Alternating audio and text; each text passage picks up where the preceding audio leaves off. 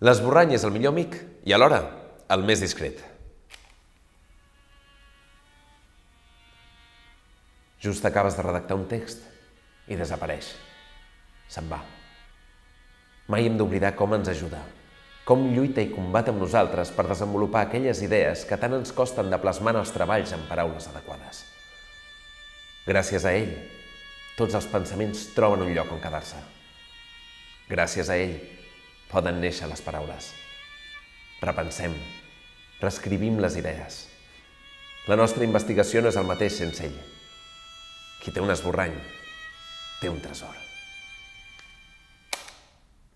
Gràcies, esborrany.